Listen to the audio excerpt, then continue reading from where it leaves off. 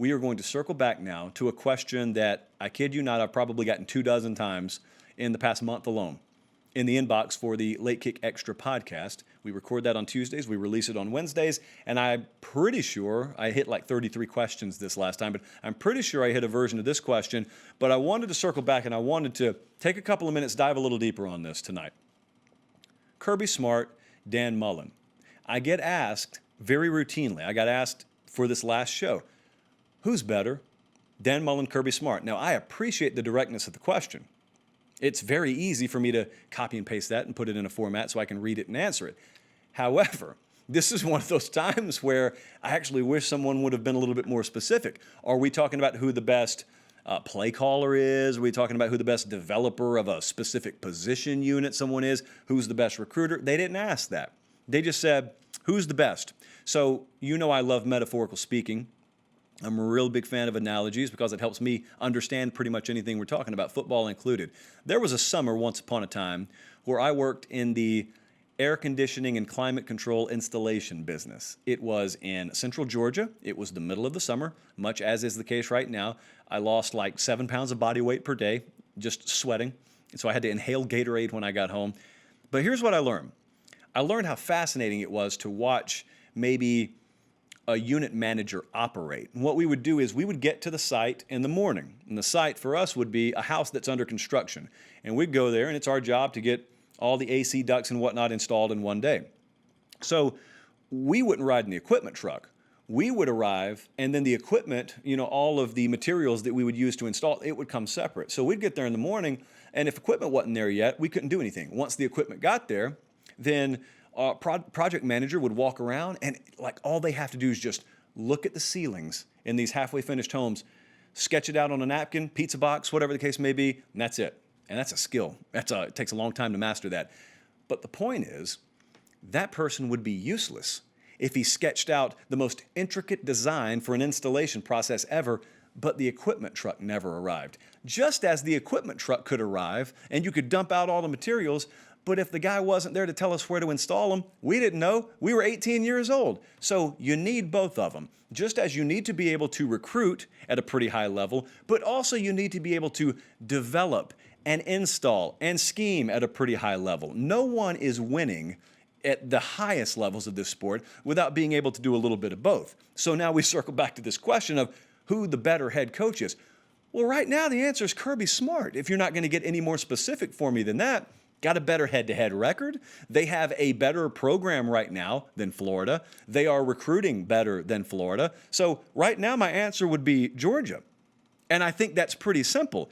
Now on the flip side, anytime you answer definitively like that, you're going to get some pushback, including this argument. So with Dan Mullen, I understand what the flip side is, but I think a lot of people make an intellectually bankrupt counterpoint here. And the counterpoint I get from a lot of my Florida buddies, and believe me, I've got quite a few of them, is, okay, but now what if the rosters were equal? They're not equal. That's the whole point. Part of this game is recruiting. A huge part of this game is recruiting. Let me ask it to you like this. How much sense would it make if you were to look at the New England Patriots, which has been a model franchise for decades now, it seems, and you were to say, okay, let's say that the Patriots were a model franchise, but they sucked at the NFL draft. They were just terrible at it. Well, what would they be? Answer, not a model franchise. You can't look around and say, this dude's a great play caller, he can develop positions, but they're not all that great at recruiting. Now, I want to, again, caveat this. I'm not telling you Florida's terrible recruiting. I'm not telling you that at all. In fact, quite the opposite. I'm telling you they recruit very good. That's as far as I'll go. Very good. Georgia, little hiccups lately notwithstanding, Georgia is an elite recruiting powerhouse. And the other programs they have to compete against, elite recruiting powerhouses.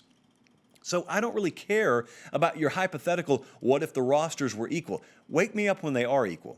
Now, the benefit of Dan Mullen being as good a coach as he is they don't really have to be equal. But there can't be this massive gulf between them. He's got to get at least in the ballpark. You get Dan Mullen in the ballpark of having the same roster as Alabama, Georgia, LSU, well, he's going to be able to do work then. But I don't think they're there quite yet, maybe on the road. But here's the other aspect that we really have to pay attention to. This is not some settled answer. This is not a universal truth. Like if I walked outside today, the sky's blue. And I know on July 23rd of 2027, sky's still going to be blue. Well, today my answer on this question is Kirby Smart. If Dan Mullen runs off 2 or 3 in a row against him, and he makes some moves on his coaching staff that bolster their recruiting profile, that answer could easily change. But I don't think that even the most hardcore Florida Gator fan looks in the mirror right now and says, we are every bit the recruiting equal that Alabama is. We are every bit the recruiting equal that Georgia is. I know that because I talked to you. Your recruiting frustrates you right now. It frustrates you that teams from outside your state have come in your state and taken too much of your talent. It frustrates me to watch as an outsider, and I'm not all that invested in it emotionally like you are. But that could change. We've got countless examples of things evolving all the time in this sport. So right now, just to quickly, I told you we weren't going to spend a ton of time on this, to quickly address this, how do you not side with Kirby Smart? Understanding the totality of what goes into a college head coach. I hear this insanity all the time about Nick Saban. If Nick Saban didn't recruit like he did, what? What are we even talking? If your vehicle didn't have tires on it, it couldn't go anywhere. It does have tires on it. That's how it goes somewhere. You do recruit at a high level. That's how you're a good program. Who out there is recruiting at a subpar level and winning championships? Who's doing that? Who's recruiting at an elite level but being terrible at developing that talent and then putting it in its proper place on game day and winning championships? Nobody's doing either. That's the point. You got to be able to do both. And right now, Kirby Smart and Georgia's program probably closer to checking both of those boxes, respectively, than Florida's is. That could change, and it could change quickly. So let's just stay tuned on that.